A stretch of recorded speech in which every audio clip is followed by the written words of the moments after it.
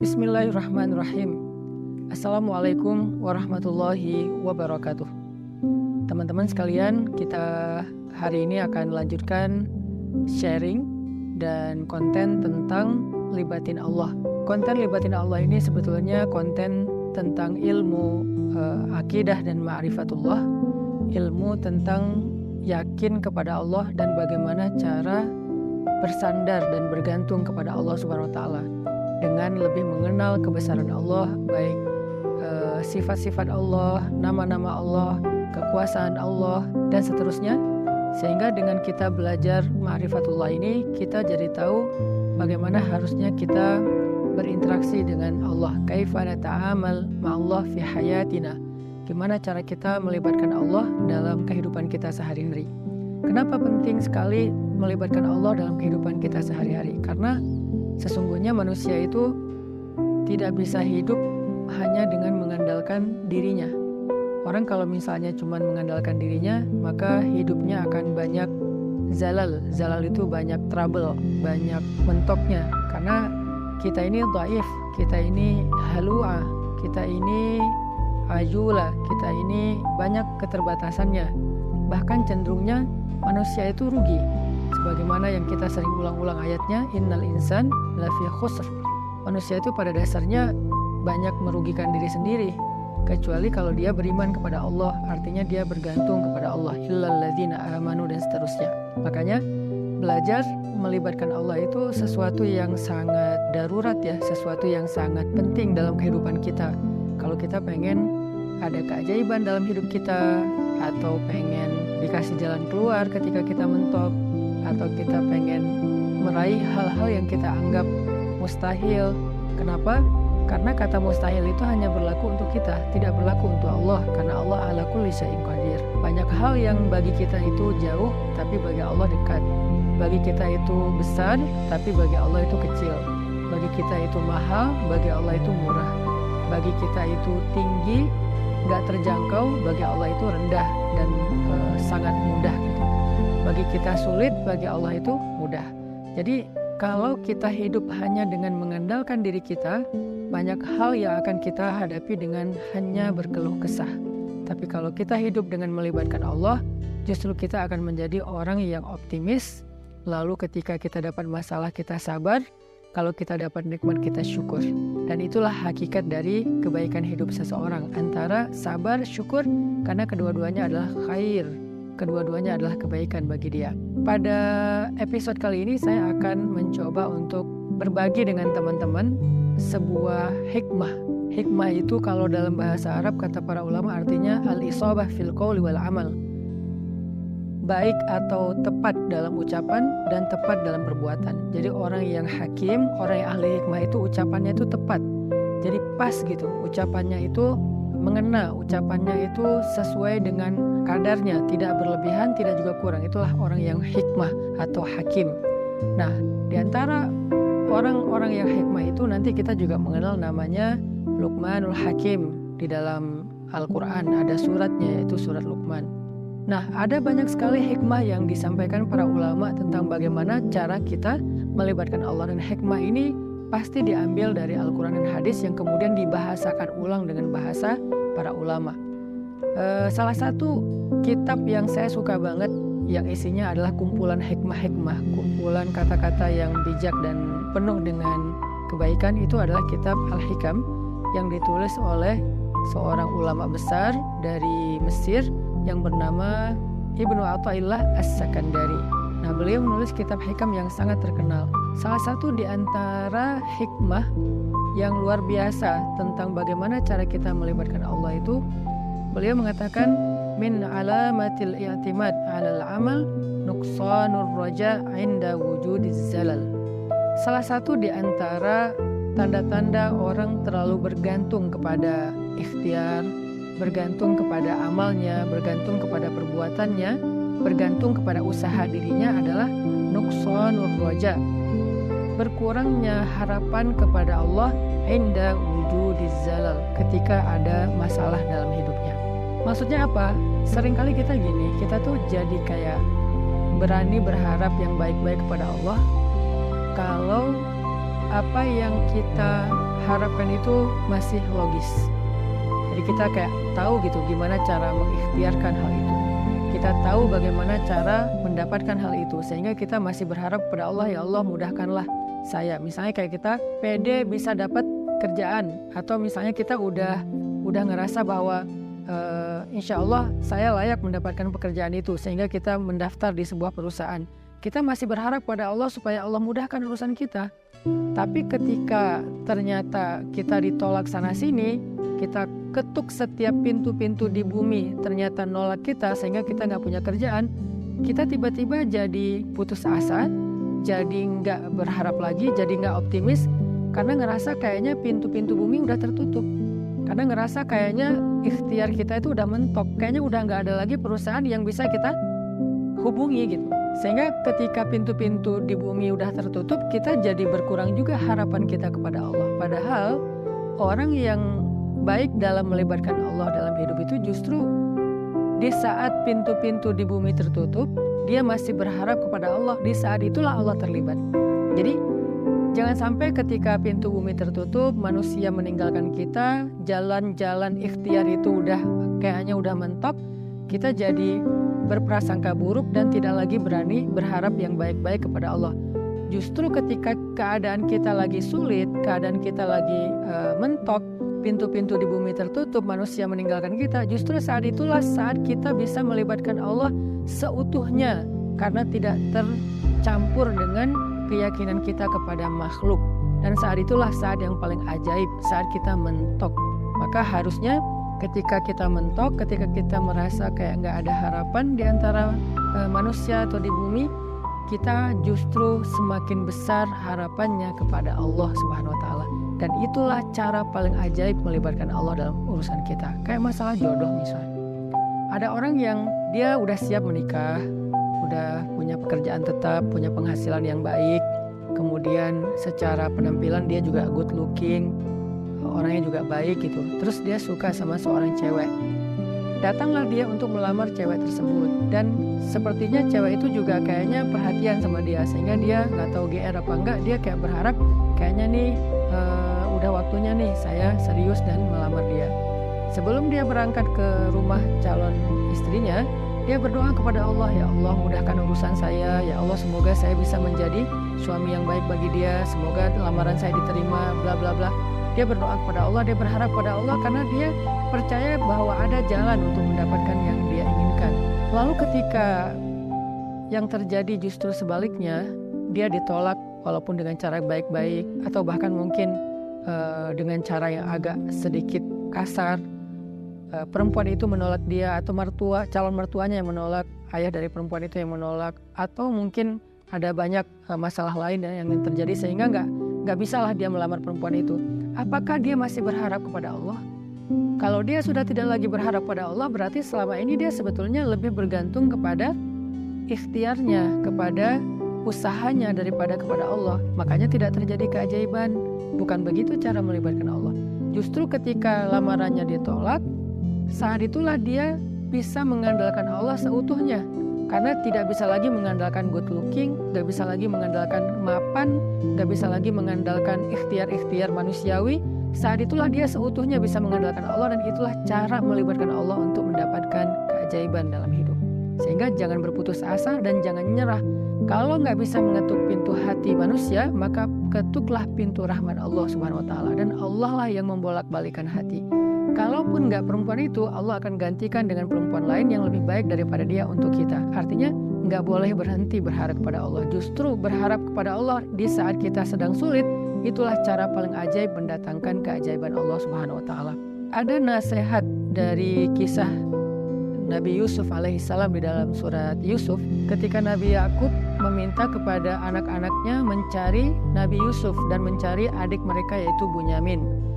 Nabi Yakub bersabda, "Ya bani yadhhabu fatahassasu min Yusuf wa akhihi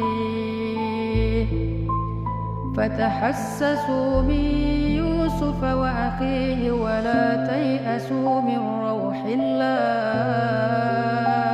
innahu la yay'asu min rauhillahi illa al-qaumul kafirun." anakku, kata Nabi Yakub. Pergilah dan carilah kabar tentang Yusuf dan saudaranya itu Bunyamin. Dan janganlah kalian berputus asa dari rahmat Allah, dari pertolongan Allah, dari campur tangan Allah, dari keajaiban di sisi Allah. Sesungguhnya tidak ada yang berputus asa dari rahmat Allah kecuali orang-orang yang mengingkari kebesaran Allah, orang-orang yang tidak beriman. Jadi ciri di antara orang yang beriman itu tidak berputus asa. Dan kalimat putus asa ini tidak akan muncul kalau tidak ada zalal, tidak ada masalah, kalau nggak mentok. Nggak mungkin dong kita berputus asa sementara jalan masih terbuka lebar, segalanya masih normal, semuanya masih sesuai prediksi kita. Itu nggak ada alasan kita berputus asa. Justru alasan berputus asa itu ketika kita punya masalah, mentok, trouble, error, bla bla bla. Justru saat itulah kita rentan dengan putus asa. Nah, orang yang beriman di saat itu justru mereka bertambah yakin kepada Allah. Tidak menjadi orang yang yai'as, menjadi orang yang berputus asa atau yusi'udzon billah. Mereka berburuk sangka kepada Allah. Wa tadhunnuna billahi dzunun. Kalian berprasangka kepada Allah dengan prasangka yang tidak pantas. Kenapa? Karena orang beriman tidak pernah berhenti berharap kepada Allah yang baik-baik. Bahkan ketika ada masalah paling berat dalam hidupnya, saat itulah dia semakin berharap kepada Allah dan semakin bergantung kepada Allah. Dan saat itulah keajaiban Allah terjadi. Coba renungkan firman Allah di dalam surat An-Naml ayat 62. Bismillahirrahmanirrahim. Amman yujibul mudtarra idza da'ah أَمَّنْ يُجِيبُ الْمُضْطَرَّ إِذَا دَعَاهُ وَيَكْشِفُ السُّوءَ وَيَجْعَلُكُمْ خُلَفَاءَ الْأَرْضِ أَإِلَٰهٌ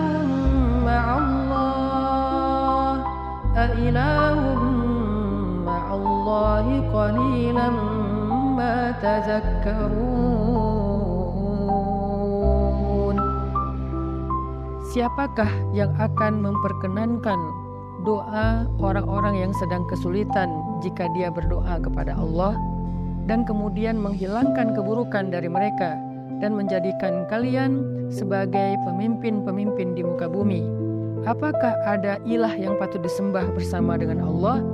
Qalilan ma tazakkarun. Sedikit sekali apa yang kalian mengerti.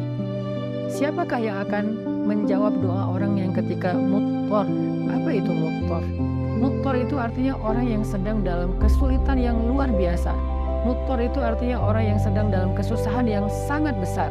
Mudtar itu artinya orang yang udah mentok, itulah mudtar. Maka amma yujibul mudtar, siapa yang akan bisa menjawab panggilan orang yang sedang mudtar, yang memanggil ya Allah, ya Allah, ya Nasir, ya Azim, ya Aziz, ya Rabbal Alamin, ya Rabbi. Siapa yang akan menjawab panggilan ketika ada yang memanggil dalam keadaan kesulitan? Ya Allah, selain Allah Subhanahu wa Ta'ala. Hanya Allah yang bisa menjawab. Ketika manusia tidak bisa menjawab, orang tua nggak bisa menjawab, teman-teman nggak bisa menjawab, mereka nggak ngangkat telepon, nggak ngebalas WA, nggak ada yang mau membantu kita, nggak ada yang yujib. La ahad yujibuna, tidak ada satupun yang menjawab kita. Faman yujibul muttar, siapa yang menjawab kita ketika dalam keadaan muttar seperti itu? Allah. Maka di dalam ayat ini Allah ngasih kita nasihat, wahai hambaku, la tahzan kalau manusia tidak menjawabmu, la tahzan kalau manusia tidak memenuhi panggilanmu, la tahzan kalau manusia meninggalkanmu, mengabaikanmu, la tahzan kalau mereka berpaling dari kamu. Kenapa? Aku tidak akan pernah meninggalkanmu, aku tidak akan pernah menyia-nyiakanmu. Wadduha wal laili idza saja ma wadda'aka rabbuka wa ma qala, ma wadda'aka rabbuka wa ma qala. Tuhanmu tidak pernah meninggalkanmu dan tidak benci kepadamu, wahai hambaku, walaupun kamu pendosa sekalipun. Ada 3 kondisi di mana seseorang itu doanya tidak ada hijab dengan Allah. Salah satu di antara 3 kondisi itu adalah ketika orang ini terzolimi. Orang yang terzolimi, walaupun dia pendosa, walaupun dia ahli maksiat, walaupun dia orang yang selama ini jauh dari Allah, tapi ketika dia dalam keadaan terzolimi, dalam keadaan susah, dalam keadaan dianiaya, dia berdoa, doanya nggak ada hijab dengan Allah loh. Walaupun dia selama ini nggak pernah sholat, walaupun selama ini dia nggak puasa, walaupun selama ini dia nggak berhijab, walaupun selama ini dia nggak pernah buka Al-Quran, walaupun selama ini dia nggak pernah mengingat Allah, tapi dalam kondisi ketika dia muttar, terzalimi, susah, maka tidak ada hijab antara dia dengan Allah ketika dia berdoa. Kenapa? Itulah istimewanya keadaan ketika orang terzalimi atau muttar. Allah nggak ngelihat dia puasa atau enggak, Allah nggak ngelihat dia sholat apa enggak. Yang Allah lihat dia memanggil Allah atau enggak. Makanya hati-hati kata Nabi dengan doa orang yang terzalimi. Walaupun orang yang terzalimi ini ahli maksiat, kalau dia terzalimi lalu dia berdoa kepada Allah, doanya nggak ada hijab. Sehingga Allah berfirman, amma yujibul muttar, siapa yang menjawab orang-orang yang sedang susah ketika dia memanggil Allah, idza da'ah wa yakshifus su', lalu Allah menghilangkan kesusahan darinya, bahkan Allah menjadikannya sebagai pemimpin. Artinya Allah berikan kepada dia kemuliaan, kekuasaan, dan segala kebaikan-kebaikan dalam hidup. Siapa? Allah. Masih ingat nggak dengan kisah seorang laki-laki soleh yang melakukan perjalanan, lalu di tengah jalan dia dirampok. Karena di zaman dulu itu kan banyak perampok atau begal di tengah jalan. Ketika dia dirampok, dia bilang kepada perampok itu, wahai rajul, wahai laki-laki, ambillah apa yang kalian inginkan, biarkan aku kembali kepada keluargaku, kepada anak dan istriku, mereka menungguku. Kata perampok ini, adapun harta-harta ini sudah pasti bisa kami ambil, tetapi berikutnya yang kami inginkan adalah membunuhmu. Kamu tidak akan bisa melanjutkan perjalanan. Maka laki-laki ini pas tahu bahwa dia nggak punya harapan untuk meloloskan diri, dia udah dipegang sama mereka, tinggal dipenggal, dia bilang, kalau begitu beri saya waktu sebentar saja untuk sholat 2 rakaat, setelah itu lakukan apa yang kalian inginkan. Karena bagi para pembunuh 2 rakaat sholat itu nggak lama dan bukan sesuatu juga yang berat, ya kata mereka, ya udah sholat aja 2 rakaat, tapi aksir, sholatnya pendek-pendek aja, nggak usah panjang-panjang. Akhirnya dia pun sholat 2 rakaat. Ketika dia sholat 2 rakaat, dia bingung, habis baca Al-Fatihah dia baca ayat apa lagi. Yang terlintas di dalam pikirannya cuma ayat ini. Kebenaran dia hafiz Al-Quran, walaupun dia hafal 30 juz, dia nggak tahu mau baca surat apa setelah Al-Fatihah. Kecuali surat inilah yang terlintas di dalam benaknya, sehingga dia baca setelah Al-Fatihah dengan suara lirih berbisik, amma yujibul muttar idza da'ah wa yakshifus su', dan seterusnya. Kemudian setelah dia membaca ayat ini, dia ruku, dia sujud. Ketika dia rakaat kedua juga dia membaca ayat yang sama, karena dia nggak ingat ayat yang lain. Ketika dia sujud terakhir, dia mendengar suara ada orang mengendarai kuda datang ke arah mereka. Tiba-tiba suara teriakan orang yang sedang dipukul. Lalu setelah itu kuda itu menjauh pergi, dan ketika dia bangkit dari sujudnya, dia tahiyat, dia salam. Selesai dia salam ke kiri, dia ngelihat para perampok-perampok itu dalam keadaan telah terkapar dan dalam keadaan tidak bernyawa. Kemudian setelah itu dia bertanya kepada laki-laki yang mengendarai kuda, ya fulan, man ant, siapa kamu, siapa kamu? Orang itu menjawab, aku adalah utusan dari zat yang mendengar dan menjawab panggilan orang yang memanggilnya. Aku adalah utusan zat yang menjawab orang yang memanggilnya, yang menjawab siapa yang dalam keadaan susah yang memanggil dia, yaitu utusan Allah Subhanahu wa taala. Akhirnya orang ini pun selamat dan membawa hartanya kembali ke kampungnya.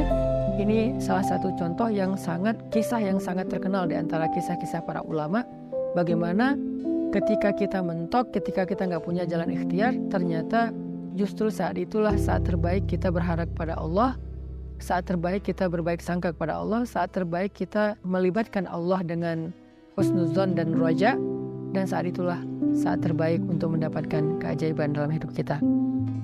Yang terakhir, kisah 3 orang yang terkurung di dalam gua. Mereka sedang melakukan perjalanan, terjadi badai, akhirnya mereka berlindung di dalam gua. Ini terkenal juga kisahnya dengan riwayat hadis yang sahih. Ketika mereka terkurung di dalam gua, tiba-tiba batu gua itu menutup gua karena terjadi kayak longsor, batunya menutup mulut gua.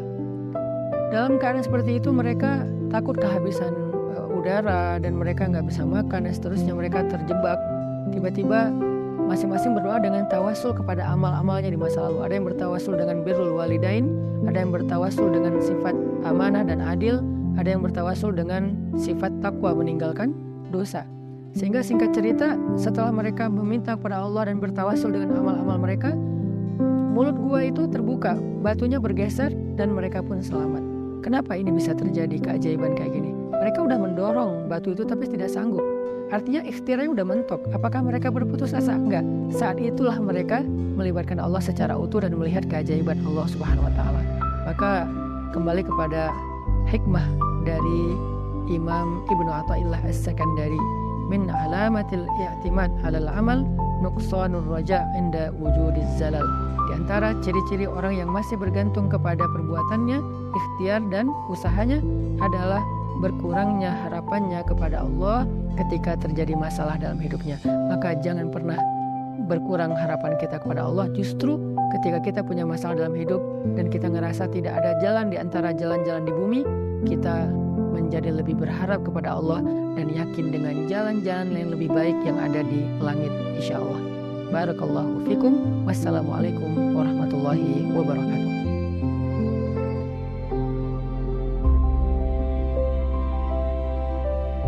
Jadi ketika anak muda secara tren mulai berbondong-bondong datang ke rumah Allah untuk balikan sama Allah, maka Allah Subhanahu wa taala akan memperbaiki juga urusan mereka di kantornya, di kampusnya, di sekolahnya, di gedung dewannya, di istananya, dan seterusnya dan seterusnya.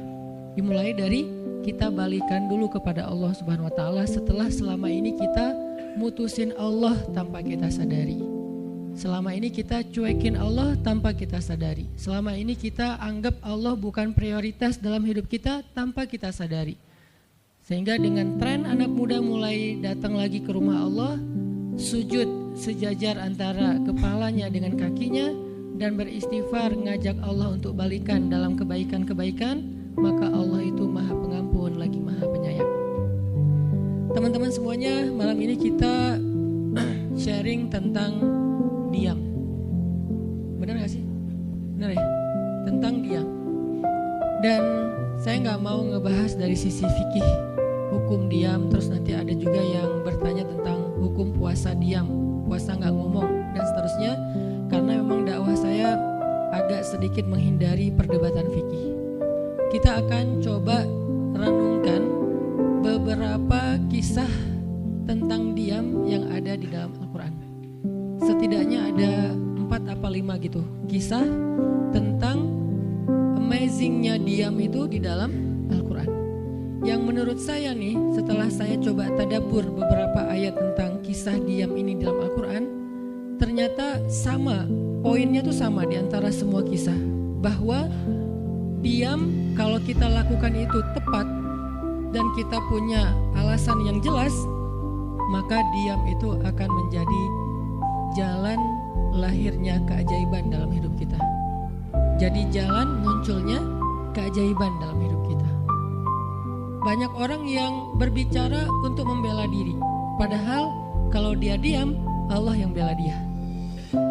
Kita ngebela diri kadang-kadang gak ngaruh, karena pembelaan diri kita tuh dianggap subjektif. Tapi kalau Allah yang bela dia, Allah punya banyak cara dan Allah menggenggam hati manusia. Sehingga ketika misalnya kita ribut dengan seseorang, setelah kita menjelaskan duduk perkaranya, kita ngejelasin yang sebenarnya terjadi apa, udah cukup diam dan jangan melanjutkan perdebatan. Kenapa? Biar nanti sisanya Allah yang akan beresin. Nah, ini butuh apa untuk bisa kayak gini nih? Butuh iman. Karena kalau kita imannya lemah, kita kayak agak meragukan Allah bakal ngebelain kita, padahal kita dalam posisi yang benar, mungkin kita akan terus-terusan bela diri. Kita akan tulis panjang sampai di scroll, kita akan narasi dengan kata-kata, kita akan berdebat, kita akan kerahkan semua teman-teman yang bisa ngebelain kita, kita akan cari semua argumen, kita akan cari semua kesalahan dia, dibalikin. Semua cara ini adalah cara orang untuk membela diri dengan cara berucap. Ternyata di Al-Quran Allah pernah menceritakan kepada kita cara membela diri dengan diam. Bahkan kadang-kadang ketika kita membela diri dengan berucap, justru Allah menjauhkan dirinya dari kita. Allah pergi. Kenapa Allah pergi dari kita, berpaling dari kita? Karena saat kita membela diri dengan berucap, dengan ngomong, dengan broadcast, dengan komen, dengan bikin caption dan seterusnya, kadang-kadang di dalam kata-kata kita itu ada hal yang justru gak benar. Ada yang bohong terpaksa gitu. Akhirnya gara-gara pengen bela diri kita jadi bohong. Gara-gara pengen bela diri kita jadi cari-cari kesalahan orang lain. Gara-gara pengen bela diri kita jadi buka aib. Gara-gara pengen bela diri kita jadi melebih-lebihkan sesuatu yang harusnya gak kayak gitu. Artinya justru karena kita berucap, karena kita ngomong malah jadi salah. Akhirnya orang gak respect, Allah lebih gak respect lagi. Sehingga malam ini kita pengen belajar tentang gimana cara menjemput keajaiban ketika kita punya masalah dengan seseorang lewat diam. Mungkin teman-teman sering mendengar hadis yang disampaikan oleh para penceramah, para ustadz. Hanya mungkin malam ini kita akan lebih banyak ngambil contoh. Karena saya pikir narasi-narasi ideal berupa ayat dan hadis udah banyak yang menyampaikan. Tapi membawanya dalam contoh konkret daily kehidupan kita itu mungkin gak semua orang aware. Karena emang kehidupan orang beda-beda. Apalagi misalnya seorang ustadz yang mungkin jarang main sosmed. Dia gak tahu masalah di sosmed itu apa. Seolah-olah sosmed itu bukan realitas hidup. Padahal kita tahu anak muda Indonesia main sosmed sehari gak kurang dari 6 jam. Berarti ada 6 jam realitas kehidupan kita yang jarang dibahas dan dibimbing dengan bimbingan agama Allah, Al-Quran dan hadis. Kenapa? Karena realitas ini kurang difahami oleh sebagian guru-guru, oleh sebagian ulama yang mereka emang agak gak terlalu akrab dengan sosmed. Mereka gak akrab dengan yang namanya Instagram, YouTube, Twitter, Line apalagi. Karena Line ini anak mudanya mungkin ABG banget kan. Jadi agak-agak kurang akrab. Kalaupun mereka pakai itu hanya karena soleh banget kali ya. Karena soleh banget jadi mereka pakainya sebatas sekedar share ceramah doang. Jadi gak main. Bukan pemain sosmed lah. Sekedar menggunakan sosmed sebagai media panggung ceramah. Udah share. Itu juga kadang-kadang yang nge-share-nya admin. Jadi gak ngulik gimana cara itu kurang ngulik. Padahal realitas sosmed itu udah jadi realitas daily kehidupan kita. 6 jam kita ada di sosmed dan 6 jam itu tetap waktu yang akan dihisap oleh Allah. Bukankah selain harta, selain tenaga, selain amal, waktu juga akan dihisap?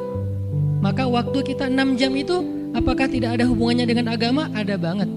Sehingga saya mencoba untuk semampu saya bareng dengan kita semuanya belajar. Bisa nggak ya kita jadi smart netizen? Atau dalam kehidupan sehari-hari bisa jadi smart citizen dengan sikap diam. Gimana sikap diam citizen, smart citizennya? Lagi di jalan, ketika orang lain mungkin bikin kita bete, bikin kita emosi, bisa nggak kita diam? Di rumah ketika kita berselisih dengan pasangan, bisa nggak kita diam? Di kos-kosan ketika kita digedor-gedor terus minta uang kos-kosan sama bu kos, bisa nggak kita? Salah itu mah ngumpet ya? Salah contohnya. Ya gitulah pokoknya. Jadi kita akan coba bahas diam ini dari angle daily kehidupan kita. Karena saya lebih suka kayak gitu biar langsung praktis bisa dipakai. Memang hadis-hadisnya banyak. Salah satu yang paling terkenal, man kana yu'minu billahi wal yaumil akhir falyakul khairan aw liyasmut. Cuman contohnya doang yang beda-beda. Narasinya sama, kontennya sama. Cuman contohnya beda tergantung angle seorang ustadz dan wawasan kehidupan yang dia jalanin. Dia hidupnya sebagai apa? Kalau hidupnya sebagai seorang ustadz yang ada di dalam masjid, mungkin ya contoh-contohnya adalah tentang di dalam masjid, tentang bergaul sesama ustadz, dengan aktivis manggilnya akhi ukhti. Tapi kalau dia kehidupannya main, berarti dia akan ngambil contoh tentang main. Gimana kita biar tetap bisa soleh walaupun kita lagi main dan seterusnya. Tapi narasinya sama. Man kana yu'minu billahi wal yaumil akhir falyakul khairan aw liyasmut. Atau nanti cerita yang lain kata Nabi, yang paling banyak memasukkan orang ke dalam api neraka 2. 1 lisannya, kedua kemaluannya. Ini 2 hal yang paling sering menyebabkan orang masuk neraka. Kalau kemaluannya kita tahu artinya dia hawa nafsu, syahwat. Kalau lisan ini ngomong, justru gara-gara kita ngomong banyak, kadang itu jadi kayak pemberat timbangan keburukan kita, dan itu tuh rugi gitu. Makanya kita perlu belajar. Bukan saya ngajak kita, yaudah kita diam aja seharian. Kayaknya agak kurang fair juga ya. Dan saya juga gak diam seharian. Susah kalau untuk diam seharian, apalagi sama keluarga. Kan kita butuh ngobrol sama teman. Ya serealistis mungkin dan senatural mungkin. Cuman kalau lagi ada kasus, bisa gak nih kita diam? Terutama kalau lagi ada kasus. Terutama kalau lagi ada masalah. Dan saya yakin kita tuh pasti sering punya masalah dengan seseorang. Gimana caranya kita diam? Gimana cara Nabi diam ketika diomelin oleh Aisyah radhiyallahu anha? Ngomel, diam. Aisyah ngomel kepada Nabi, nggak menceritakan aib orang lain, nggak mencela, cuman ngomel karena lagi cemburu. Nabi diam. Beres Nabi diam, baru Nabi nanya, udahan Aisyah? Udahan. Terus Aisyah mau apa? Udah. Jadi nggak didebat sama Nabi. Padahal Nabi kalau mau mendebat, hadisnya banyak banget. Tinggal sesungguhnya saya bersabda, kan beres ya.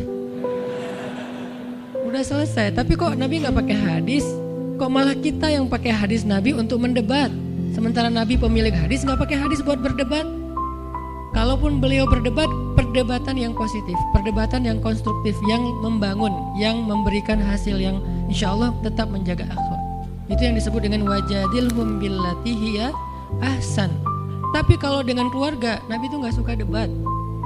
Istrinya ngambek, istrinya rame-rame nggak mau nggak mau ngomong sama Nabi. Ya udah Nabi di mihrab ngomong aja sama Allah sama Jibril. Ternyata lebih dahsyat lagi. Ketika Nabi di mihrab ngomong sama Allah dan Jibril doang, akhirnya istri-istrinya lebih dari seminggu ngerasa kayak nasib kita gimana ya, kok Nabi udah gak mau ngomong sama kita lagi, kok kita digantung gini gitu kan ya.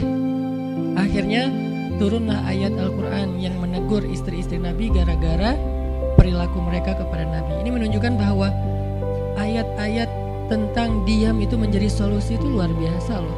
Dan saya pengen malam ini sebagai motivator, katanya sebagai motivator saya pengen memotivasi kita supaya kita percaya diam itu solusi. Diam itu keajaiban. Gak usah komen itu ternyata, gak nge-reply komen head itu ternyata bagus. Gak usah terlibat dalam perdebatan di sosmed, itu tuh bagus banget. Saya hari ini tadi sore posting tentang update berita di Palestina. Ada seorang perempuan yang ditembak di perbatasan sama orang Israel. Kenapa saya turn off si komennya? Karena saya tahu ini akan mengundang emosi. Jadi takutnya malah kemana-mana kan. Jadi ngomong politik, jadi ngomong apa, mending di turn off aja deh.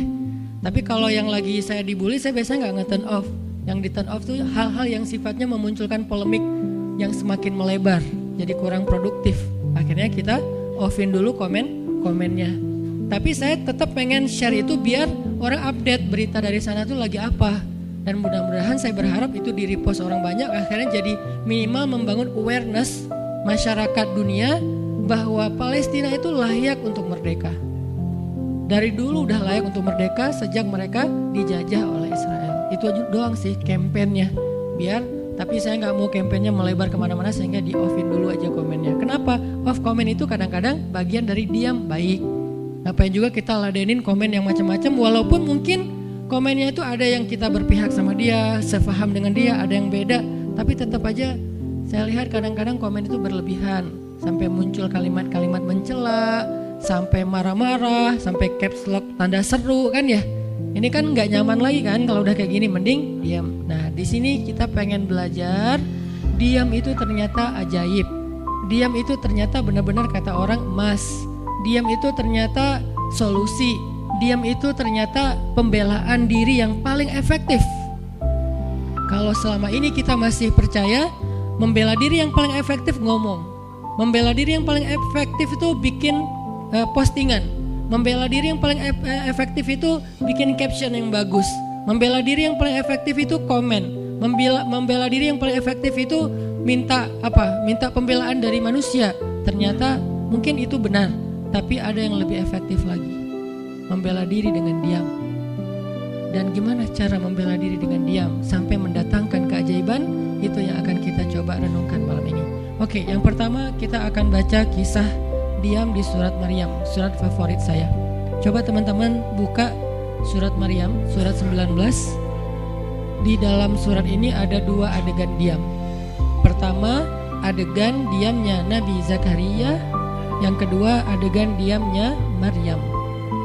Surat 19, surat Maryam ayat 10.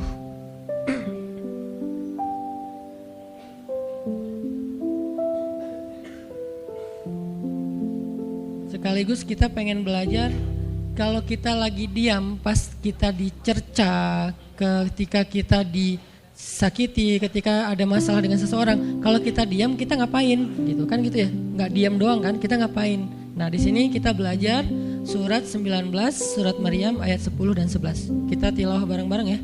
Saya baca, habis itu teman-teman ikutin. A'udzu billahi minasy syaithanir rajim. Silahkan.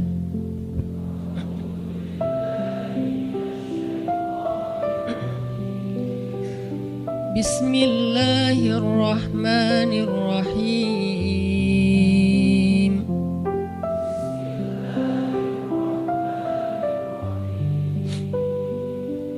Qala rabbi ij'al li ayah.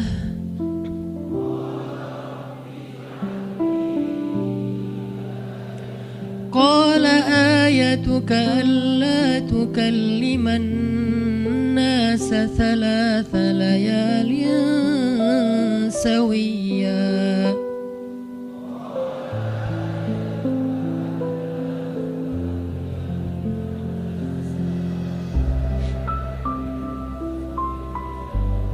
فخرج على قومه من المحراب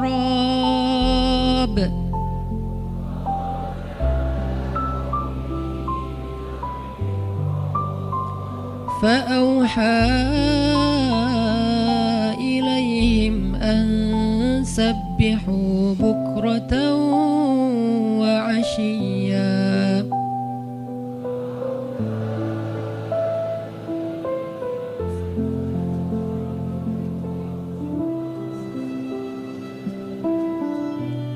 Berkatalah Zakaria, Rabbi, berikanlah untukku sebuah pertanda bahwa aku akan punya anak laki-laki. Allah berfirman, tanda-tanda bagimu adalah engkau tidak akan bisa berbicara dengan manusia selama 3 malam berturut-turut. Maka keluarlah Zakaria kepada kaumnya dari mihrabnya dan memberi mereka isyarat supaya mereka bertasbih kepada Allah setiap pagi dan petang. Ini adalah adegan, kita lanjutin sekitar 2 menit sebelum azan. Ini adalah adegan ketika Nabi Zakaria dapat berita gembira akan punya anak laki-laki. Karena Nabi Zakaria berdoa minta anak laki-laki dari sejak nikah sampai usia 80 tahun. Kurang lebih sekitar 50 tahun berdoa. Lama banget, ya Allah beri anak, ya Allah beri anak. Sampai iparnya udah punya anak keren namanya Maryam. Iparnya adalah Imran. Udah punya anak keren banget, cewek, solehah, dari kecil udah beribadah di Masjid Aqsa. Zakaria masih minta anak, ya Allah, ya Allah, ya Allah. Sampai puncaknya Zakaria ngelihat Maryam dapat makanan dari langit. Zakaria datang ke mihrab Maryam, terus di situ udah ada makanan yang bukan dibawa oleh Zakaria. Zakaria nanya, anna laki hadza ya Maryam. Maryam dapat dari mana makanan ini? Kata Maryam, huwa min indillah, dari Allah. Kata Maryam, gimana caranya? Kata Maryam, Allah punya cara sendiri. Allah yarzuqu may yasha bighairi hisab. Terserah Allah gitu. Masya Allah, Masya Allah. Zakaria kagum sama Maryam, langsung pergi ke mihrabnya Zakaria, sholat, dan di dalam sholatnya Zakaria berdoa, hunalika da'a Zakaria rabbah. Di saat itulah Zakaria benar-benar nangis berdoa kepada Allah, ya Allah, Rabbi habli min ladunka dzurriyyatan thayyibah innaka sami'ud du'a. Ya Allah, beri saya anak seperti dia, seperti Maryam. Engkau maha mengijabah doa dan saya gak pernah berputus asa meminta kepadamu. Udah 50 tahun lebih. Tiba-tiba Allah bilang, ya Zakaria, inna nubashiruka bighulam ismuhu Yahya lam naj'al lahu min qablu samia. Zakaria, sekarang kami akan perkenankan doamu, kamu akan punya anak, beri dia nama Yahya. Belum pernah ada anak seperti dia yang soleh di muka bumi. Zakaria kaget, walaupun doa, tapi beliau masih berpikir kayak, gimana caranya saya punya anak? Ini kayak tarik-tarikan antara logika manusia dengan iman. Imannya percaya Allah Maha Kuasa, tapi logikanya gimana caranya? Istri saya sudah tua, saya juga udah tua. Lalu Nabi Zakaria bertanya untuk biar lebih tenang, supaya logikanya nggak ragu lagi. Kalau imannya udah mantap, tinggal logika. Zakaria tanya, beri saya ij'al li ayah, beri saya bukti tanda gimana cara saya punya anak. Kata Allah, tandanya alla tukalliman nas salasa layalin sawiyya. Kamu tiba-tiba gak bisa ngomong. Kamu sehat, kamu gak punya masalah, tapi kamu gak bisa ngomong. Mau ngomong tuh gak bisa. Kamu bisa tilawah, kamu bisa zikir, tapi kamu gak bisa ngomong. Bisa subhanallah, subhanallah, subhanallah. Bisa alhamdulillahi rabbil alamin. Gak bisa. Jadi baca Quran, kalau ada Quran, tapi dulu kan Taurat ya. Baca Taurat bisa, zikir bisa, hayya ala sholah, kalau azan ada azannya bisa, pokoknya semua bisa kecuali mau ngomong tuh gak bisa. Masya Allah ya, luar biasa. Kenapa? Karena Allah pengen Zakaria zikir aja 3 hari. Jangan ngomong dengan manusia walaupun ucapannya baik kecuali zikir. Jadi kalau mau ngomong dengan manusia, subhanallah, masya Allah, alhamdulillah, bismillah, cuman gitu doang ngomongnya. Gak bisa, lu mau kemana? Gak bisa. Insya Allah gitu. Jadi cuman bisa zikir. Saking Allah pengen Zakaria menghabiskan 3 hari sebelum Allah tunjukkan keajaiban hanya dengan berzikir. Apa poinnya di sini? Kalau kita pengen ada keajaiban dalam diam, maka isilah diam kita dengan zikrullah. Insya Allah nanti kita lanjutkan setelah sholat isya. Bismillahirrahmanirrahim. Teman-teman semuanya, kita lanjutkan tadabbur kita terhadap ayat di surat Maryam, ayat 10 dan 11, kisah keajaiban yang diperoleh oleh Nabi Zakaria alaihissalam dengan Allah anugerahkan untuk beliau anak yang super duper keren luar biasa yang bernama Yahya alaihissalam. Dan salah satu cara Allah subhanahu wa ta'ala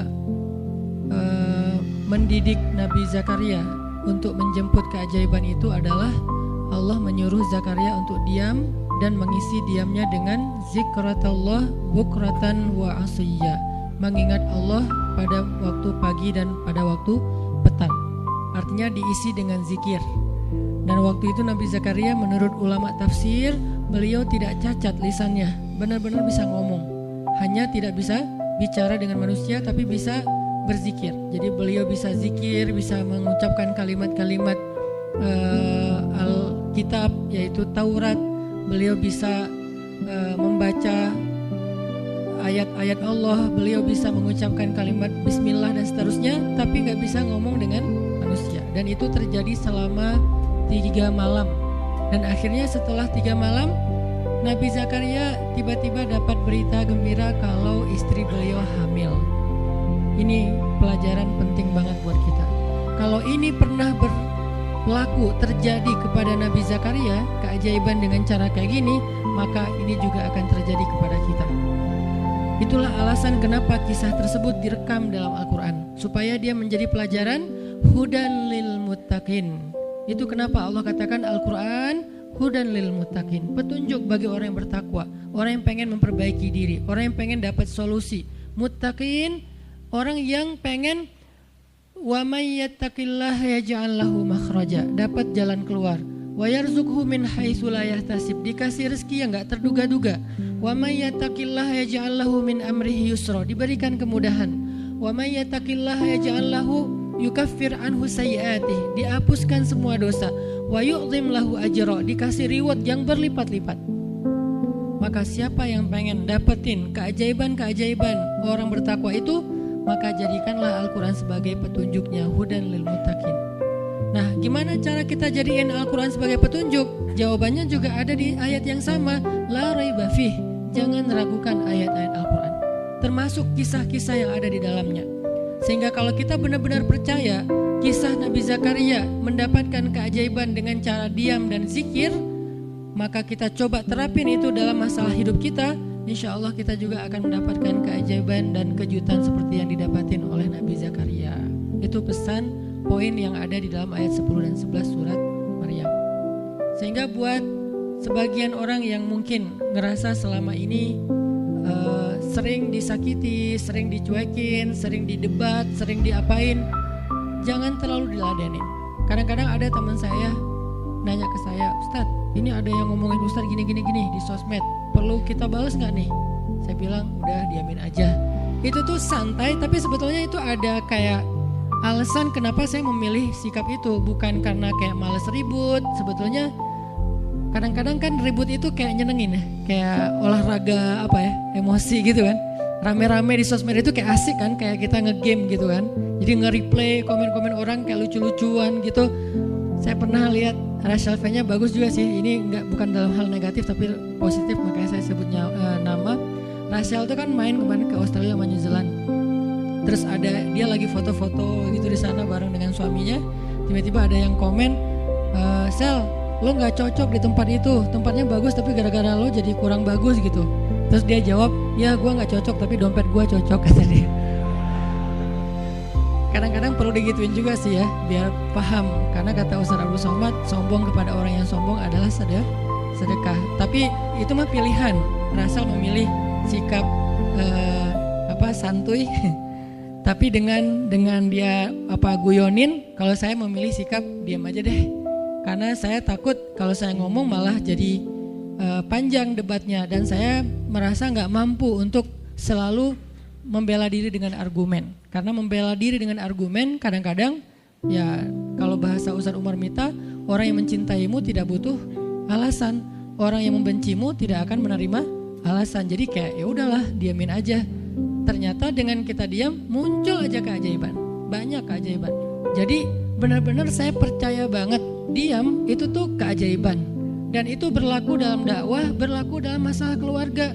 Ketika istri lagi ngambek, dia misalnya komen panjang di sosmed di WhatsApp misalnya, dia kayak misalnya namanya juga lagi ngambek ya, ngomong panjang di WhatsApp. Kalau saya sabar untuk diam, itu tuh beres dengan sendirinya dan akhirnya malah lebih baik. Tapi kalau saya kepancing, jadi kita balas-balesan. Sepanjang hari WhatsAppan terus nggak beres-beres, tapi hasilnya makin lama tuh tangan pegel, hati panas. Karena kayak pengen dia balas apa, oh balesin lagi, balas apa, balesin lagi, terus aja gitu, habis energi dan kerasa gitu capeknya tuh luar biasa. Tiba-tiba muka jadi lebih tua gitu kan ya, tiba-tiba berkerut semua. Terus warna kulit makin doff gitu. Ini gara-gara efek stres kali ya. Jadi intinya adalah jangan diladenin, diamin aja setelah kita klarifikasi fitnah. Kalau itu berbentuk fitnah, tetap kita butuh tabayun, klarifikasi biar tidak menyebar fitnah. Tapi beres klarifikasi nggak usah diperpanjang. Berapa kali mungkin teman-teman ngelihat, mungkin saya pernah nggak ada apa-apanya sih dibandingkan Ustadz Felix. Kalau beliau lebih pro lah dalam masalah kayak gini. Kalau saya beberapa kali dibully di sosmed, pernah nggak saya ladenin? Hampir nggak pernah. Cuman klarifikasi maksudnya, udah beres, diamin aja, diamin.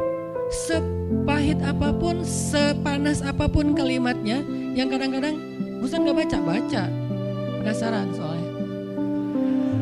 Kalau kita diam karena nggak baca, mungkin nggak ada challenge-nya kan. Ini baca, komennya semua sampai ribuan itu satu-satu dibaca tuh. Oh gini ya, bisa gini ya orang ngomong teh. Terus aja dibacain satu-satu. Capek, cari air putih, minum lagi, baca lagi gitu. Terus sampai beres dibaca itu. Mungkin 2 hari lah baru khatam. Saking banyaknya komen. Tapi mencoba lagi belajar, bukan udah jago, nggak sama sekali nggak. Mencoba lagi belajar, bisa nggak setelah udah panas banget, gergetan banget, beberapa udah bisa banget tuh dibalesin, di replay. Jangan deh, ada yang udah di replay panjang, dihapus lagi nggak jadi. Kenapa? Karena masih belajar yakin diam itu keajaiban. Dan selama ini saya ngebuktiin diam itu emang keajaiban. Kenapa? Karena Allah pernah mengisahkan kisah Zakaria dan kisah-kisah yang lain, bagaimana mereka dapetin keajaiban dengan cara diam. Ini yang kita coba pengen rubah sedikit persepsi kita. Nggak selalu bela diri dengan ngomong, kadang kita bela diri itu dengan diam.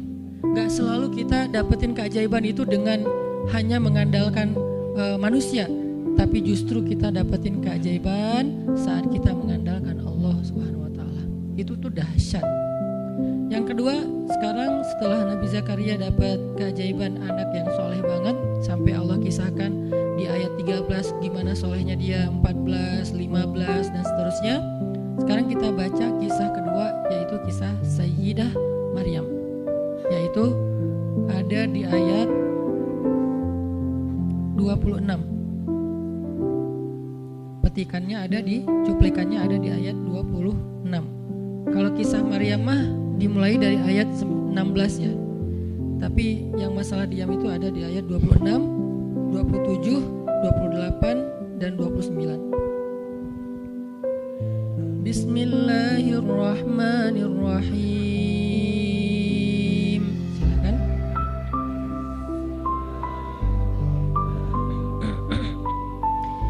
Fakuli washrabi wa qarri aina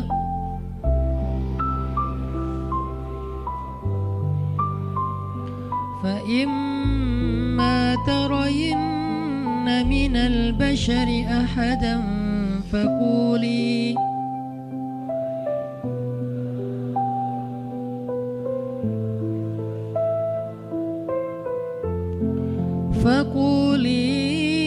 إني نذرت للرحمن صوما فلن أكلم اليوم إنسيا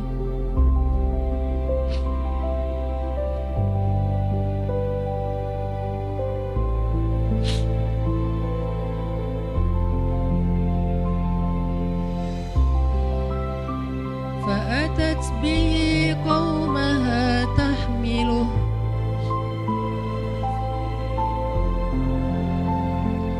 قالوا يا مريم لقد جئت شيئا فريا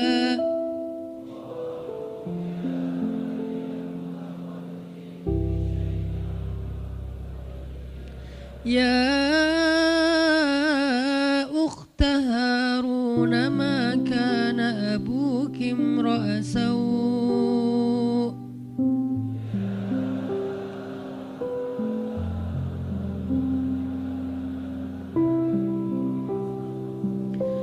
ما كان أبوك امرأ سوء وما كانت أمك بغيا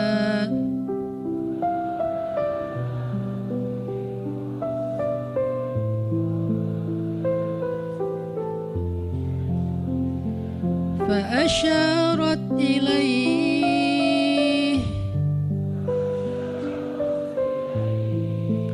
قالوا كيف نكلم من كان في المهد صبيا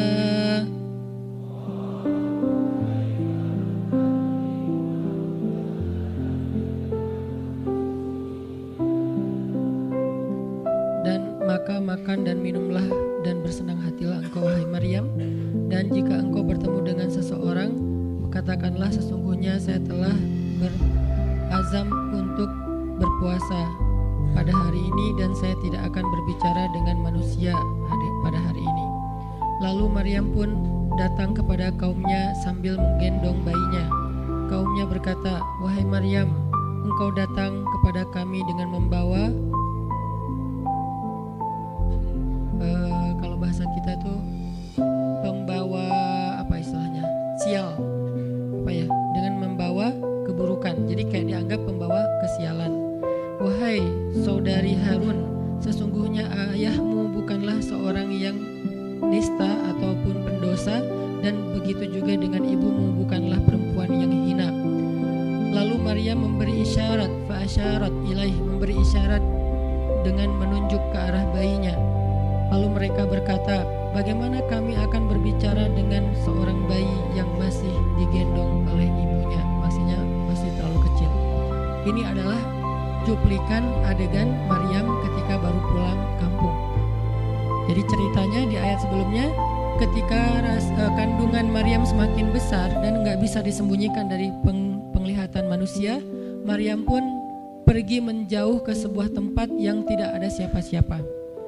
Fahamalathu fantabadzat bihi makanan qasiyya. Dia menjauh, mengucilkan diri ke tempat yang gak dilihat oleh siapa-siapa sampai melahirkan. Jadi kurang lebih sekitar 3 bulan 4 bulan Maryam gak ada di Al-Quds, gak ada di di Masjidil Aqsa dan sekitarnya. Dia pergi mengasingkan dirinya supaya tidak ada yang menghujat Maryam karena ngelihat perutnya sudah semakin besar dan dia gak punya suami. Setelah melahirkan, akhirnya Allah perintahkan Maryam untuk pulang. Setelah Allah ngasih makan, minum, dan kebahagiaan buat Maryam, fakuli washrobi wa qarri aina, dengan adegan korma yang menjatuhkan buah-buah rutop dan seterusnya, pulanglah Maryam. Nah, Maryam tahu ketika dia pulang dengan membawa bayi, dia pasti akan dihujat, dicela, dicaci maki, dibully oleh kaumnya. Lalu Allah memberi kepada Maryam bekal. Gimana cara ngadepin yang kayak gitu-gitu? Kata Allah, kalau kamu ketemu manusia, ketemu orang-orang, ketemu kaummu, bilang ke mereka, saya tidak berdebat hari ini. Saya nggak akan berdebat. Jadi dia tetap bisa ngomong. Tapi dia bilang, saya nggak akan berdebat. Saya nggak akan bicara dengan siapapun hari ini, karena saya sudah bernazar untuk diam. Bilang kayak gitu kepada kaummu. Maka fa'atat bihi qaumaha tahmiluh. Maka datanglah Maryam kepada Al-Quds, kepada kota Al-Quds dengan membawa bayinya yang digendong. Datang. Baru dari ujung kota kelihatan Maryam, muncullah orang-orang Bani Israel semuanya rame di pasar-pasar mereka, semuanya menghadang Maryam. Maryam tiba-tiba dihadang di gerbang kota Al-Quds. Gak boleh masuk kota Al-Quds.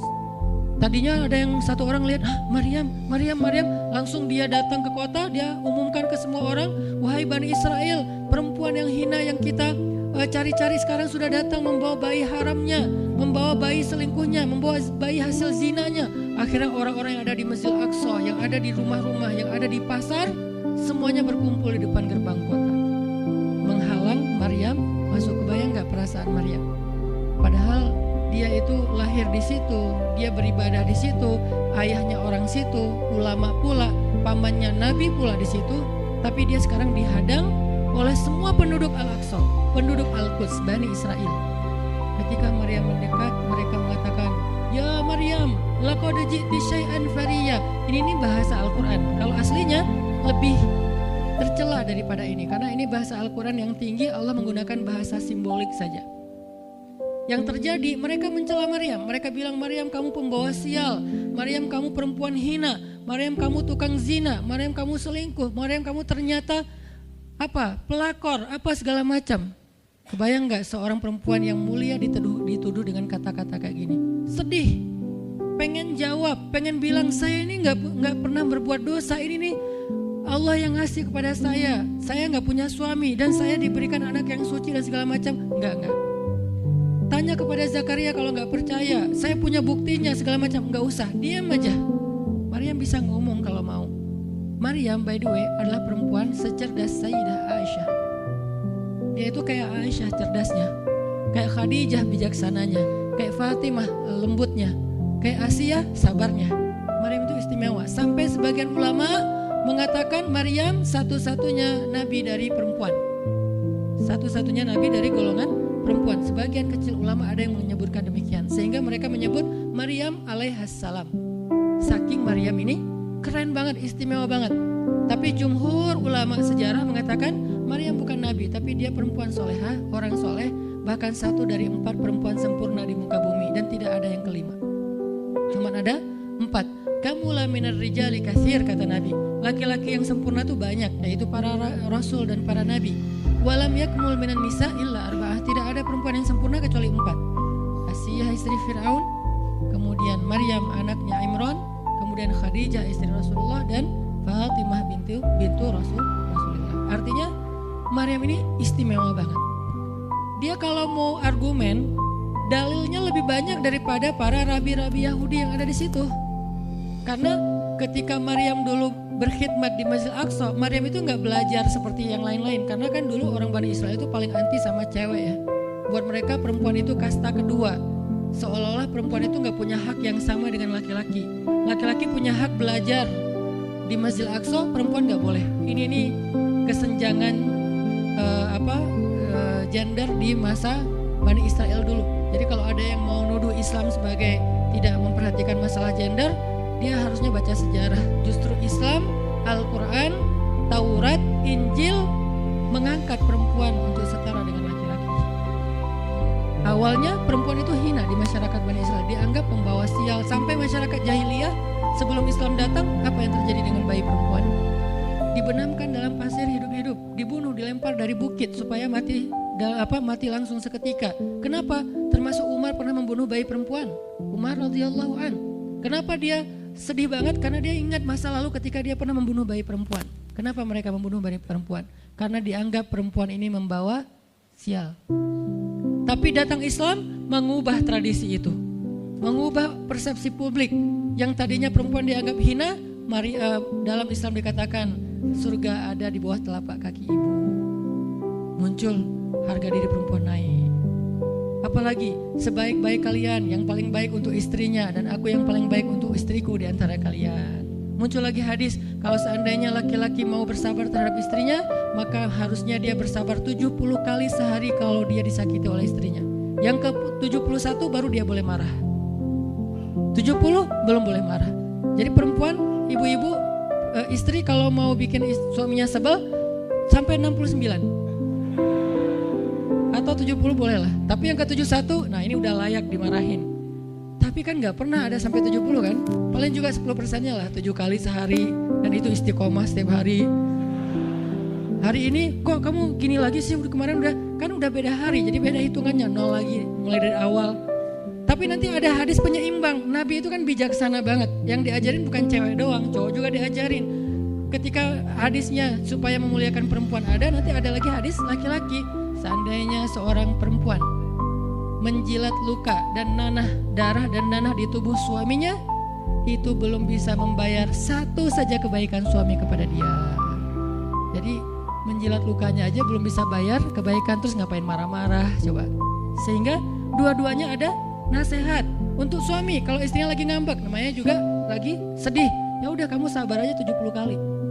Untuk istri jangan ngambek, karena kalau kalian berbuat baik aja belum bisa bayar kebaikan mereka. Terus gimana dong Ustadz? Ya udah, sekarang solusinya adalah sama-sama mengambil sisi baiknya. Kayak gitu nasihat Nabi. Makanya saya agak kurang setuju kalau khutbah Jumat itu memakai hadis menjilat darah dan nanah, karena yang dengar suami.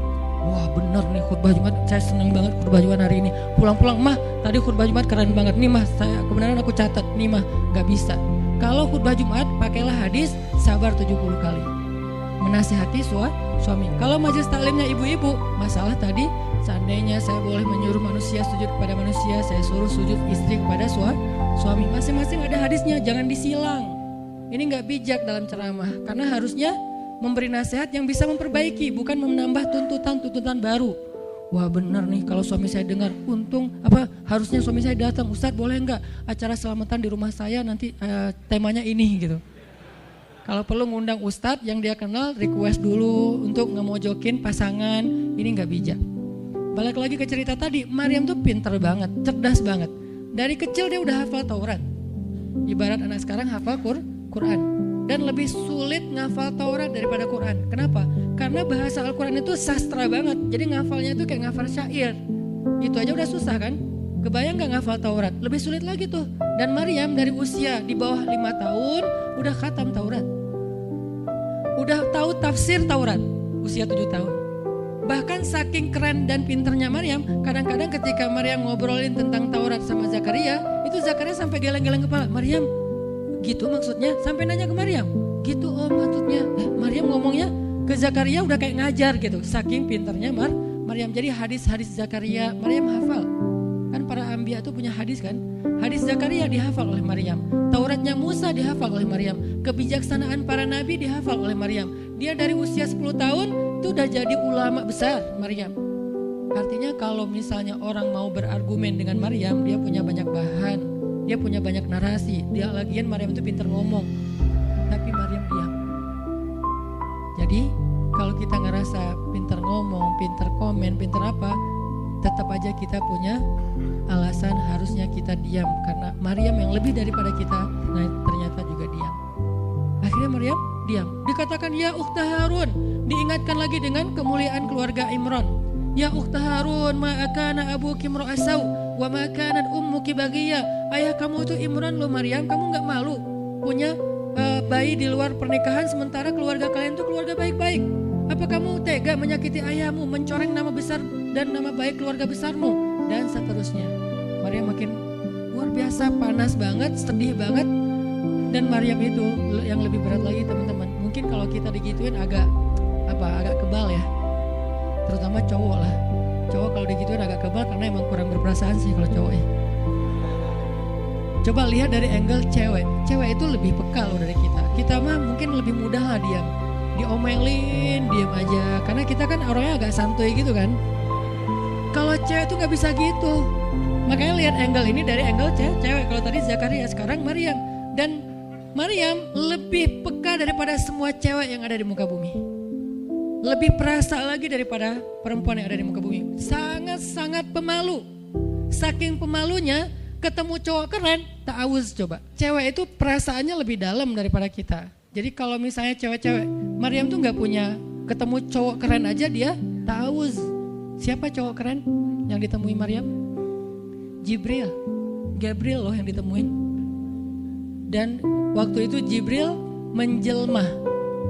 Apa? Fatamassala laha basyaran sawiyya. Jibril menjelma sebagai basyaran sawiyya. Allah yang ngomong tuh, cowok keren. Allah yang bilang keren. Kalau kita merasa udah paling keren, menurut Allah biasa-biasa aja. Karena Allah pernah menciptakan Yusuf, Allah pernah menciptakan Muhammad, Allah pernah menciptakan Yahya. Kita merasa paling keren, Allah pernah menciptakan Sarah, perempuan paling keren juga, Aisyah, Fatimah. Jadi buat kita kayak udah kegeeran paling keren se-Bandung gitu kan ya. Menurut Allah mah biasa. Kalau Jibril, Allah sendiri yang bilang dia tuh emang keren. Jibril emang bukan malaikat, tapi kalau ketemu manusia, kecuali para nabi, Jibril itu menjelma sebagai manusia. Supaya tidak terlihat wujud aslinya. Karena gak kuat orang ngelihat wujud aslinya Jibril. Nabi Muhammad aja pertama ngelihat Jibril dengan wujud aslinya pas di Gua Hira itu lari tuh. Takut, saking ngerinya Jibril tuh. Jangankan manusia, malaikat aja segan sama Jibril. Jibril lewat, malaikat gak berani malaikat. Kenapa saya bilang kok disegani? Allah yang bilang di Al-Quran, dia itu malaikat yang disegani. Dzu mirratin. Dzu mirrah kalau bahasa kita, malaikat yang sangat berwibawa. Sehingga di antara malaikat aja gak ada yang sembarangan bicara sama Jibril. Mau bicara sama Jibril kayak, aduh segan malu gitu malaikat. Cuma gak pakai itu mah Sunda ya. Pokoknya malaikat mah gak berani ngomong sama Jibril saking segannya. Kenapa? Gagah banget wujud aslinya. Ketika dia membentangkan sayapnya, itu sayap menutupi timur dan barat. Jadi matahari, bulan, bintang udah gak kelihatan. Yang kelihatan cuma Jibril dengan keagungannya. Itu belum Allah ya, baru ciptaan Allah. Jibril, salah satu makhluk Allah yang paling agung. Sehingga saking kerennya Jibril, Allah gak menyebutnya dengan nama malaikat. Padahal golongannya malaikat, tapi Allah menyebutnya dengan Ruhul Quds, Roh Kudus, yaitu Jibril. Nah ketika ketemu dengan Maryam, Jibril bermisal itu menjelma sebagai basyaran sawiyah, cowok keren banget. Saking kerennya Jibril, Umar aja terkesima ngeliat Jibril. Pernah Jibril datang ngajarin iman, Islam, ihsan kepada Nabi Muhammad, dan Umar ngelihat Jibril terkesima, gak bisa ngomong, diam aja, bener-bener speechless banget nih Umar. Jibril udah pulang, baru Nabi nanya, Umar tahu gak itu siapa? Hah, apa Rasul? Gitu. Saking masih kayak terkesima, apa Rasul? Tahu nggak barusan siapa? Siapa ya Rasulullah? Saya nggak kenal orang itu, kok keren banget. Kata Rasul, itulah Jibril. Masya Allah itu Jibril. Ya Alhamdulillah bisa ngeliat Jibril langsung, tahu gitu tadi. Gitu ya. Kalau bahasa kita mah udah langsung pengen foto-foto kan sama Jibril. Kebayang nggak cowok sekarang lihat Jibril? Baru lihat apa artis Korea aja kita udah kayak gimana kan, BTS atau apa, udah segala macam, udah guling-guling. Udah gigit jari, baru BTS doang. Kadang-kadang gak ngeliat BTS langsung, cuma lihat di TV doang udah aku gak bisa gini, aku gak bisa gitu kan ya. Belum ketemu Jibril loh. Jadi gak ada lah artis sekeren Jibril. Baru Yusuf aja udah pada ngiris tangan, belum malaikat. Sampai ketika cewek-cewek ketemu Yusuf, mereka bilang apa? Ini bukan manusia, ini malaikat. Jadi gantengnya Yusuf tuh bukan ganteng-ganteng apa? Itulah. Ganteng kok hewan gitu kan. Ini ganteng-ganteng malaikat. Belum ada tuh film atau sinetron itu. Yusuf itu ganteng-ganteng ganteng-gantengnya tuh malaikat. Levelnya tuh level malaikat. Jadi kalau ada Jibril, ada Yusuf kayak, nih yang mana Yusuf, mana Jibril ya? Keren dua-duanya. Nah Jibril datang ketemu Maryam bukan di atas panggung rame-rame. Berdua coba, intimate banget kan. Kalau di atas panggung teriak-teriak gak keren lah, biasa aja. Ini tuh berdua, private banget. Di satu ruang kecil, berdua, gak ada yang tahu. Tiba-tiba Jibril berdiri di depan Maryam, senyum dengan khas senyumnya malaikat yang mematikan gitu. Maryam pas buka mata lagi zikir ngelihat Jibril depan matanya keren banget. Langsung Maryam bilang apa? A'udzubillah. Wibawa banget kan Maryam. A'udzubirrahmani minka in kunta taqiyya. Jadi emang elegan sih orang-orang soleh itu. Dia langsung nunduk, dia bilang A'udzubirrahmani minka in kunta taqiyya. Aku berlindung kepada Allah yang Maha Rahman. Kenapa ngomongnya Rahman? Karena keren. Kalau enggak keren, A'udzubillah. Karena keren, A'udzubirrahman. Tapi masih ta'awuz, cuman pakainya Rahman. Karena Allah tuh Maha Pengasih yang udah bikin kamu tuh keren. Diksinya luar biasa ya. Maryam gak bilang A'udzubillahi minasyaitonirrajim. Enggak, ini enggak layak dibilang syaitan. Ini terlalu keren. Jadi gak bisa A'udzubillah, A'udzubirrahman. Berarti Maryam itu pinter. Sampai dia bisa memilih diksi Asmaullahil Husna. Dia nggak pakai diksi Allah, dia pakai diksi Ar-Rahman. Karena yang datang itu wajahnya tuh wajah orang baik, tapi keren. Akhirnya, A'udzubirrahmani minka in kunta taqiyya, kata Maryam. Jibril juga elegan, paham maksud Maryam. Maksudnya, kamu siapa? Itu pertanyaannya. Maryam nggak nanya, kamu siapa ya? Enggak gitu. Kan kayak culun-culun kayak caper gitu kan. Kamu siapa ya? Aku ada salah sama kamu. Enggak gitu sih Maryam ngomongnya. Saking elegannya Maryam, dia nanya kamu siapa tapi pakai kalimat zikir. Keren gak sih? Kita kadang-kadang zikir A'udzubirrahmani minka in kunta taqiyya. Artinya apa Mbak? Sama-sama gak elegan ya. Kalau Maryam sama Jibril dua-duanya elegan. Bahasa orang elegan itu emang banyak kode sih. Jadi kita mah yang polos-polos kayak gini, yang remeh-remeh rempeyek gak jelas gini, ya gak akan paham kalau gak baca tafsir. Makanya kalau mau theater of mind, baca Quran itu pakai tafsir, pakai kisah, baru kita ngerti kondisinya. Oh gitu banget ya, dahsyat banget ya kejadian waktu itu. Jibril datang dengan wujud yang kerennya. Maryam pengen nanya kamu siapa? Kok tiba-tiba masuk ruangan saya? Tapi bahasanya A'udzubirrahmani minka in kunta taqiyya. Aku berlindung kepada Allah yang Maha Baik darimu kalau kamu takut kepada Allah. Maksudnya kamu siapa? Takut gak kamu sama Allah? Baru Jibril mengatakan, saya adalah utusan Allah, berarti malaikat, untuk memberi kabar kepadamu kalau kamu akan punya anak.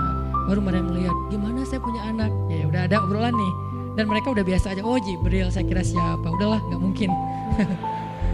Artinya udah kayak gitu nih kesolehan Maryam. Artinya Maryam itu orang yang sangat peka banget, perasaannya dalam banget. Terus nanti ketika Maryam melahirkan anak, tahu gak kata-kata Maryam apa? Ya laitani mittu qabla hada wa kuntu nasyam mansiya. Saat Maryam merasakan sakitnya kontraksi, mau melahirkan Isa, Maryam itu sambil kontraksi sambil bilang ya laitani mittu qabla hadza wa kuntu nasyan mansiya. Aduhai seandainya saya mati aja sebelum kejadian ini dan saya dilupakan oleh manusia seolah-olah saya tidak pernah ada. Kenapa Maryam ngomong kayak gini? Maryam ngebayangin betapa malunya dia nanti kalau harus membawa bayinya ketemu Bani Israel yang pada bawel. Bani Israel itu terkenal kaum yang paling bawelnya banget. Kalau kita baca Al-Baqarah itu isinya kebawelan Bani Israel. Kata Nabi Musa, sembelihlah Al-Baqarah. Al-Baqarah itu kan banyak, yang warna apa? Cari yang warnanya bersih. Yang bersih kan juga ada belang-belangnya gak dikit. Terus yang beratnya berapa kilo, yang dari mana, dari Bali atau NTB atau dari mana? Bawel banget. Udahlah cari aja seekor sapi, sembelih beres. Tapi nanya lagi, bertele-tele. Itulah Bani Israel. Dan Maryam tahu banget karakter kaumnya. Jangankan dengan fitnah kayak gini nih, ketemu Nabi yang udah menyampaikan hal yang benar aja, itu di debatnya tuh habis-habisan. Apalagi dengan kondisi Maryam. Makanya Maryam takut banget, dia nggak kuat menanggung malu. Kalau kita mungkin masih kuat lah nanggung malu, kadang-kadang malah malu-maluin gitu kan. Kalau Maryam nggak kuat nanggung malu, berarti orang yang seperti ini harusnya kan berat banget untuk diam kan, nggak akan kuat diam, harusnya dia ngomong gitu, dia belain diri. Tapi Maryam itu sisi lainnya adalah perempuan yang mukminah, siddiqah, sangat yakin sama Allah. Allah suruh diam, ya udah diam. Gimana pun dihujat, diam. Kata Allah diam. Ya Allah mereka bilang saya tuh berzina, diam. Ya Allah bilang ini anak haram, ini anak saya nih, anak yang mulia. Anak yang satu-satunya ketika lahir gak disentuh setan di antara manusia loh. Satu-satunya manusia ketika lahir gak disentuh setan. Nabi Muhammad setannya malah diislamkan. Beda, kerannya itu beda. Kalau Isa nggak disentuh setan. Kalau Nabi Muhammad setannya malah masuk Islam. Masing-masing punya keistimewaan lah. Tapi satu-satunya manusia yang lahir nggak disentuh setan cuma Isa. Kita semuanya pernah disentuh. Lahir langsung. Apa sih lo datang-datang ke dunia nggak nama-namain kerjaan gua gitu kan. Kita nih orang biasa. Jadi pas lahir tuh udah ada langsung setan bisik-bisik yuwas bisufi sudurinas. Makanya disuruh azan kan. Karena kenapa? Biar nggak dibisikin sama setan. Dan kalau bisa suara azan kita harus lebih lembut daripada suara setan. Karena setan juga kayak tricky gitu. Saya ibu kamu. Anak bayi dinina bobokan sama setan. Hiduplah iblis gitu-gitu kan. Jadi kayak didoktrin sama setan. Iblis itu keren, iblis itu soleh, iblis itu baik. Tapi pakai bahasa nasyid. Lagunya tuh kayak akustik gitu, lembut banget gitu kan. Makanya suara muazin kalau azanin anaknya yang lembut, jangan azan Allahu Akbar, asyhadu an la ilaha illallah. Dia malas ke masjid nanti kalau udah dewasa. Kenapa? Gue malas banget dengan suara ini nih. Salahnya siapa coba? Salah ayahnya. Belajar azan di Al-Latif sama Muzammil sama Teras Tahfiz. Biar azannya tuh kayak Allahu Akbar. Bayinya senyum-senyum. Ntar gue bisa lebih dari itu. Canda. Intinya adalah Maryam itu pemalu banget. Jadi dia bisa banget untuk ngebales, tapi dia diam. Sampai akhirnya fa'asyarat ilaih, dia memberi isyarat. Arti memberi isyarat, dia nunjuk ke arah Isa alaihissalam yang masih digendong. Kalau kalian mau ngomong aja sama bayinya. Allah yang nyuruh kayak gitu. Makin kayak marah dan makin menjadi-jadi orang Bani Israel ketika Maryam memberi isyarat nunjuk